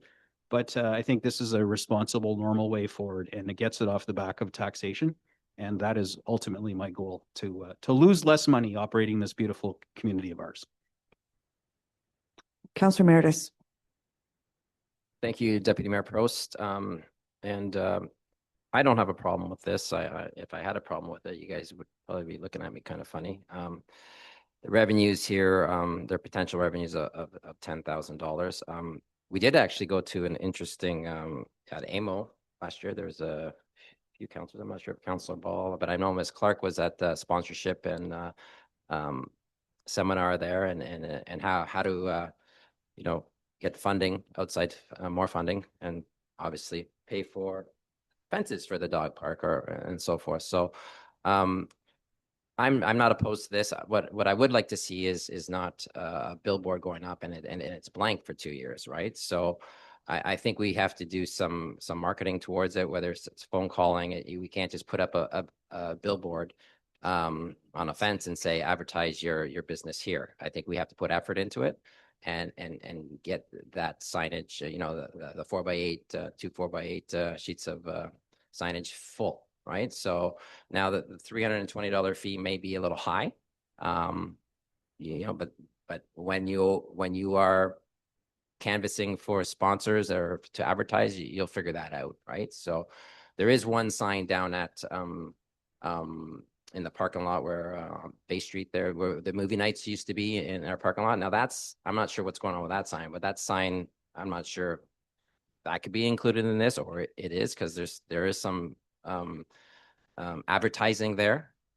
Used to be the old car wash and Esso station, and there's a few signage on that right now, but it's sparse. So it's either, and that's been sparse for a long time, and it doesn't look great when there's only 3 advertisements on this big board. So if that qualifies into getting revenues, then that is a prime spot in a parking lot that could be added to the list of you know, if you're doing this and you're canvassing and you're calling and so forth, advertising, marketing, whatever you're doing. But I just don't think you can just slap on advertise here and walk away. There has to be an effort. And if we're not willing to do that, then I'm not for this. So we have to fill those signs and there has to be an effort. Thank you.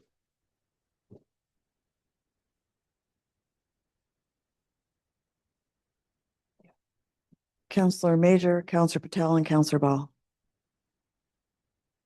I'll leave, thanks, Deputy Mayor. I'll leave the money to Councillor Meredith and Mayor Gordon, and I'll go at this at a different way altogether.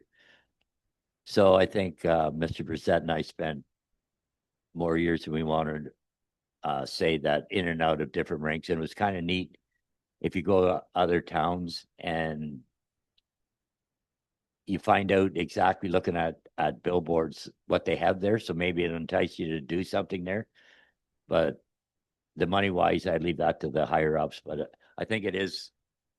I kind of agree with Councillor McDonald about the air pollute or the site pollution. But it is neat that if you're going somewhere and you've never been there or haven't been there very often, and all of a sudden you see something that might entice you to do something there. So that's my take on it.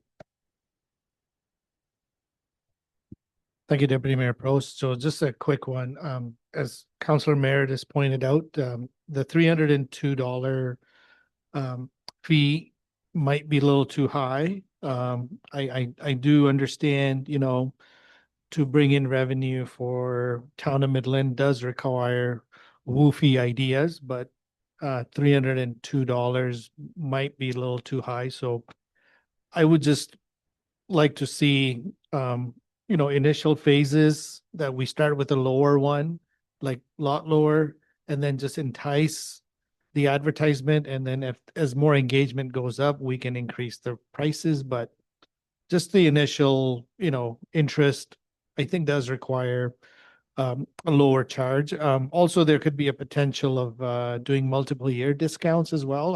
I've seen that in advertising. So that was just my comment I wanted to make with you. Thank you.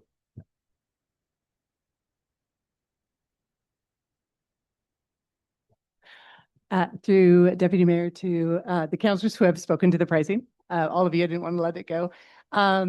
So yes, when we set up the pricing last year in the fees and charges, we based it on half of what we do at the arena. So that 13 cents per square inch, which the standard size is that 302. We can do smaller sizes, and we do. Those of you who've been to the arena have seen how successful Mr. Brissett is at selling almost every square inch of that place. So we can do smaller ones, and we work with our advertisers to pick the right size sign for them at that 13 cent. We could also bring back in the 2027 budget a different fee rate and graduate in things, or a proposal for that, because we tend to do 3 years in recreation. So we could also do that at the direction of council. Happy.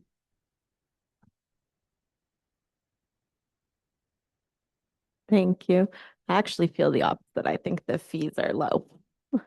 I think they could be higher, but I was just wanting to speak to Councillor Meredith's point about us advertising. That's kind of what I was thinking about the user groups, that if there's a shared initiative that the funding is going back into something that benefits them, they are very eager to get those sponsorship dollars.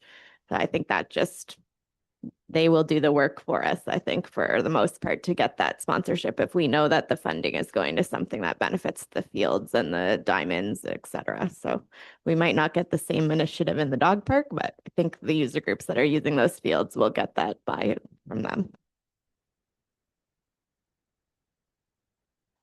Thank you, Councillor Bell. Yeah, and just to address too with the user groups at the arena, which we do have very successful advertising revenue at, we do have our user groups who will often bring signs to their games where they've sold their own advertising, and nothing precludes them from doing that in our outdoor rec amenities too. Okay, council, you've heard the motion. I'm going to request a recorded vote, please. Okay, recorded vote.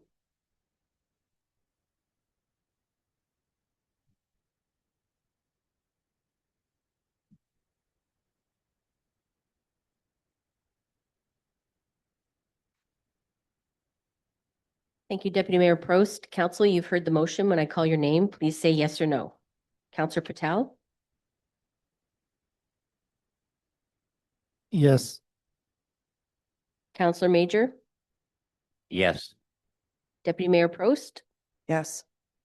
Councillor East, Yes. Councillor Meredith, Yes. Councillor Bald. Okay. Yes. Councillor Ball, Yes. Councillor McDonald, No. and Mayor Gordon.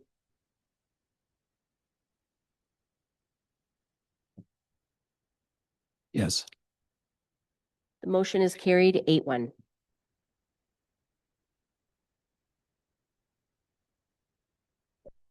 All right, moving on to 18, notices of motion. We have none. 19, general announcements. Do we have any? Okay. Mayor Gordon. Thanks. Always got a bunch.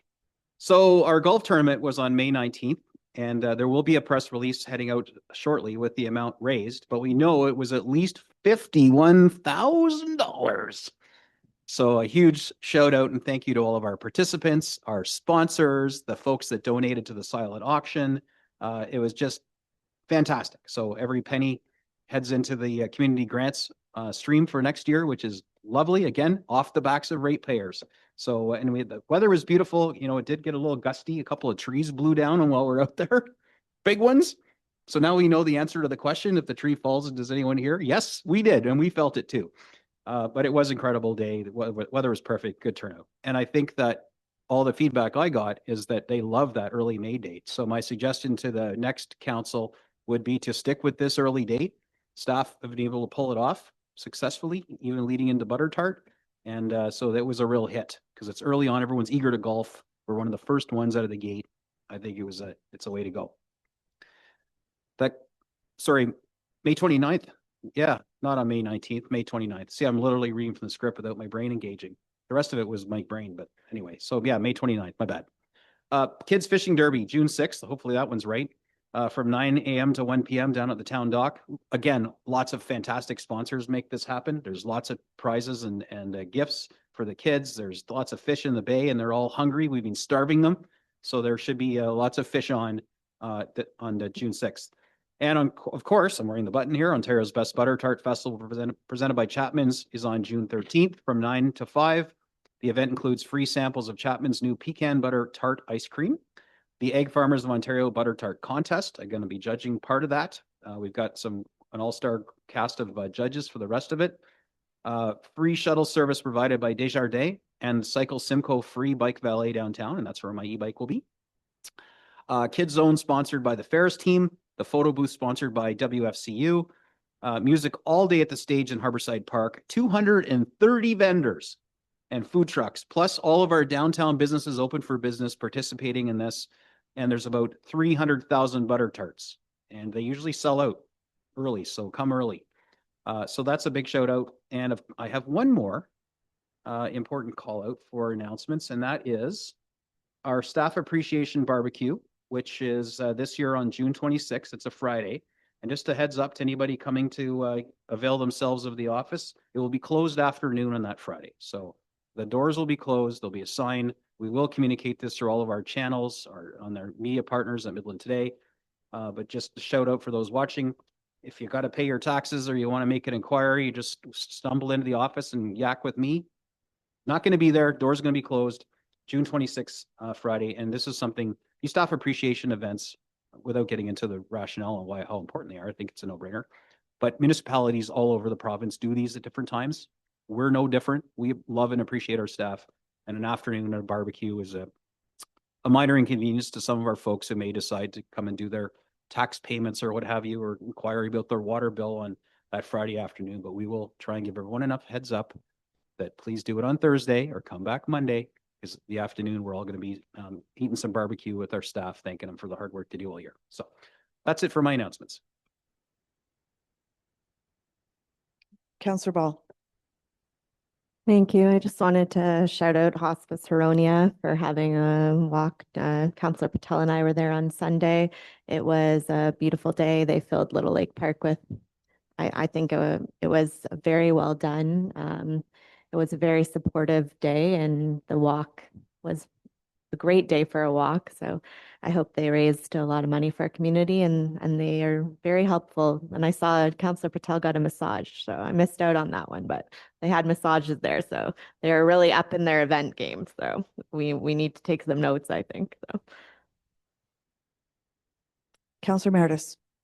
Thank you, Deputy Mayor Prost. Just want to thank Wes and Victoria from Let Me Be Frank. They're doing a Tom and Tina special this week, which isn't which is fish and chips in honor of my father, whose birthday is today, and they're going to make a contribution to GBGH. So in support of that. So if you're feeling like fish and chips, go see Wes and Victoria. Let Me Be Frank.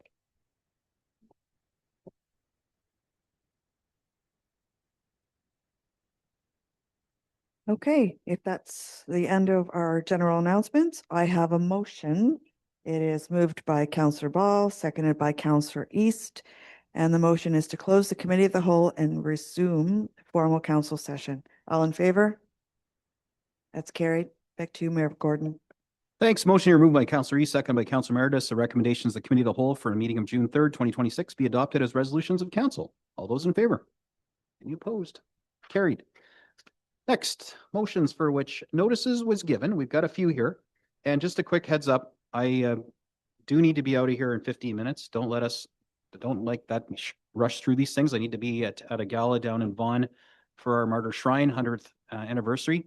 And I need some time to get changed and drive down to Vaughan. So I'm going to be bailing at 4:15 regardless, which means I'll hand over the chair to our deputy mayor to finish off the meeting.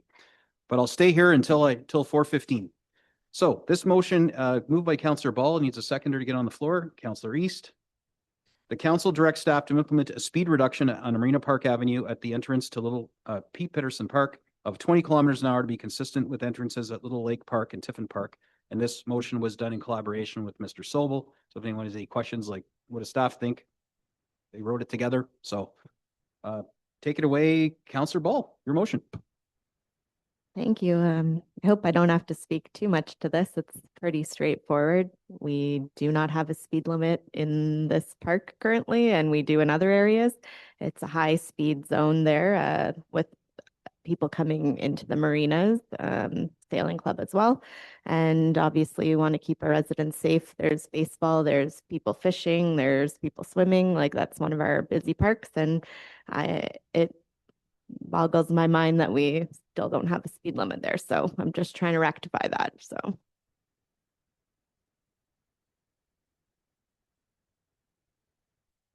Any other discussion and call the question? Okay, all those in favor? No, carried unanimously. All right, next one, Councillor McDonald's. This one, I need a seconder to get on the floor. We'll go with Deputy Mayor Prost. The council requests park staff to develop a community consultation process to select and designate an official town flower that reflects and represents the town of Midland. Councillor McDonald, take it away. Thank you very much. We've had unofficial discussions about why it would be nice to have a town flower. There's no major budget required. It would actually could be used in practice, not just forgotten. It could be used on our welcome signs. It could be used on our advertising signs, our water bottles, and pardon, on a new flag when we come to that. And it's a low-cost identity tool that strengthens branding, community pride, and I don't expect it to be too time consuming for the town to actually consult with the community and keep it simple. And hopefully the fellow councillors see the value in designating a town flower. Councillor Ball. Thank you. Actually, this probably should have been general announcements too, but I was talking to John Main from SSCA at our Midland Palooza event that we didn't touch on in general announcements. It was freezing, and thanks to staff for staying there. I told my kids it's a real life operations experience because they stood in the rain all day. But they were really excited about the, I guess, aspect of putting a flower back in place. So I'm thinking maybe they want to take it, and then our staff don't have to do anything, but I'm just speaking for them because they were excited about it. So maybe reach out to them and see if they want to do it. I think the town can do it. So we can take ownership, ask for the Severn Sound input, and definitely the horticultural. But and just a general announcement, community input. I don't know if Mr. Sobel wants to respond to how much work that would be, but I'm excited about it, and surely to goodness people support me on this one. Through you, Mayor Gordon, to Councillor McDonald. I don't want to say that it's not work, because it will be. Obviously, there'll be some work to get the consultation and then the results and reaching out to the people. I think it's something that we can do. Do you have a timeline in mind that you're looking for? Obviously, this is something that we would report back to council on with our findings eventually. But I think a timeline constraint would be my biggest hurdle. If you're looking for it sooner than later, that will be a challenge for me with my current resource challenges. But if it's a generous window, we can make it happen. Thank you for that. I'm not going to take the timeline that you suggested when I asked for tree protection bylaw, where it was before the end of my, well, yeah, before the end of my term. How's that? That was the timeline you gave me before, so let's go for that. We'll do our best. Okay, so just not a dandelion, folks. I know technically that probably is our flower, but let's do it better. Anyway, all those in favor? And carried unanimously. You got a winner. Winner, winner, chicken dinner. Okay, next one, moved by Deputy Mayor Prost, seconded by Councillor Patel. So the patriotic one, that O Canada, the Canadian national anthem, for those who don't understand what O Canada is, be included as part of the opening proceedings of all regular council meetings of the town of Midland. Deputy Mayor. Oops. I brought this forward. We do it, Tony, and it's a really good thing for everybody to experience when you start a meeting, when you come into our chambers. It's a reminder of our core civic values, our public service, and our responsibility. There's just something about hearing our national anthem that I think is good for everybody. And that's, I mean, we're here to serve. And to add to that, though, just I'd like it to be something that we put out to schools or, well, not just schools, but schools and choirs, children, adults, multilingual. It could be Indigenous and French, English combinations. And if they wanted to submit their recordings, we can just play them as we go. And everybody's involved. Everyone's part of it. It's just my suggestion, but I would like to see O Canada brought back into chambers.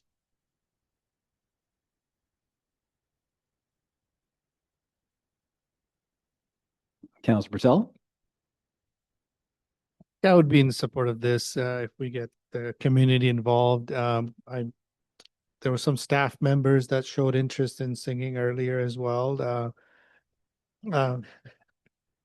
And I'd be in support of that if staff wanted to sing O Canada as well. But definitely great community engagement, for our national anthem, schools, choirs, to take part of this. I'd be fully in support of it. I'm just not in support of playing it on YouTube, playing a YouTube video.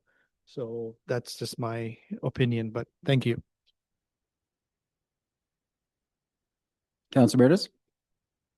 Thank you, Mayor Gordon. So are these live performances or are these recorded performances? They're recorded. Okay, so I would be in support of that, but I also would like to see when new council gets sworn in, and in that first meeting, maybe we have, on the special occasions, we have a live performance we have a lot of artists in the town, and I think whether they're in grade school choirs, solo artists that we hire here, and so forth. I think on the special occasions, we can maybe consider that as well. So, which should kind of, I think that would be a nice touch. Thank you. Thanks. And yeah, just to confirm, county, it's a recording and we all have to sing. And there's various skill levels of singing. Some people participate, some people mumble. So what I think being anticipated here is probably not, it's probably meant to have singing, but it doesn't mean that it does have to. For example, Sistema may choose to participate and they'll do a nice instrumental rendition, which then leaves that awkwardness that we need to sing that one. But on the following week, if there's 8 of these things submitted, we just cycle through these and it'll be on the agenda which one we're playing so that folks that are involved can maybe watch and hear it. But rather, that could take a few months to collect and curate all these. And I wouldn't suggest that we wait until we have 8 till we start. We could literally at the next meeting, if this is adopted, play a canned rendition, maybe get one from the county. So we can start, fulfilling council's will right away and then invite the community to participate. And as they trickle in with these recordings, we're not judging them. If we get 8, we get 80, whatever. We just add them to the rotation. And then at the beginning of each meeting, we play the national anthem like the county has been doing for decades. So I think that was kind of the spirit of what was going on here so that we don't have to wait for this program. It's just to be an open call to the community. Hey, you want to do one? Send it in. Maybe it's a soloist. It doesn't have to be a formal choir. As long as it's from Midland, and it's right, like they don't miss the words, let's play it. So I think it's a wonderful idea, and why not? Councillor McDonald, do you have? Oh, okay. Councillor Ball. Thank you. I was thinking now that we have some daytime meetings, we might get some field trips in here to sing "Oh Canada," maybe get them interested in municipal politics. Like I know the mayor's, you can sign autographs like he was doing in the school system. So you can have some more autograph sessions here in council. Councilor Meredith. Thank you. So basically we're going to need someone to listen to the recording prior to going live, obviously. So, and we do have time to do that. So I'm hoping, because we do get a lot of recordings coming through, it might be once every 3 weeks is not bad. So I'm sure we could find time for that. But as long as they're screened, so we don't want any subliminal messages in the O Canada version of I know everybody loves this council, but you never know what's going to happen next term. Thank you. All right, council. You heard the question. All in favor? Yeah, another unanimous one. All right, I got a big long thing to read. Actually, I'm going to make my 4:15 here. Just moved by Deputy Mayor Pro, seconded by Councillor Major, the following bylaws, and there's lots. Bylaw 2026-37 provide for the protection, defense, and indemnification for members of council, employees, board members, and officers of the town of Midland against liability incurred while acting on behalf of the municipality, and to repeal Bylaw 2003-72 and Bylaw 2026-38, amend zoning Bylaw 2004-90 as amended for the lands municipally known as 16621 Highway 12, Bylaw 2026-39, amend Bylaw 2026-33, a bylaw to allow temporary use to establish on certain lands described as part lots 107 and 108, concession 2, formerly in the township of Tay, now in the town of Midland, and municipally known as 475 Bayshore Drive. Bylaw 2026-40, amend Bylaw 2026-35, a bylaw to allow a temporary use to establish on certain lands described as concession 1, part lot 105 in the town of Midland, county of Simcoe, and having the municipal address of 527 Len South Boulevard. Bylaw 2026-41, amend Bylaw 2025-72 as amended, being bylaw to establish and approve the fees and charges of the town of Midland. And lastly, Bylaw 2026-42, appoint municipal law enforcement officers for the purpose of enforcing municipal bylaws within the town of Midland, be passed and enacted. All those in favor? Any opposed? That's carried. Next, moved by Councillor Major, seconded by Councillor McDonald, that bylaw 2026-43 being a bylaw that adopted proceedings of the regular council meeting with closed session held June 3rd, 2026 be passed and enacted. All those in favor? Opposed? Carried. Well, and moved by Councillor Patel, seconded by Deputy Mayor Prost, the regular meeting of council with closed session be adjourned at 4:12 p.m. All those in favor? And that is unanimously carried. We are closed. Thank you, everybody. Adjourned. Thank you.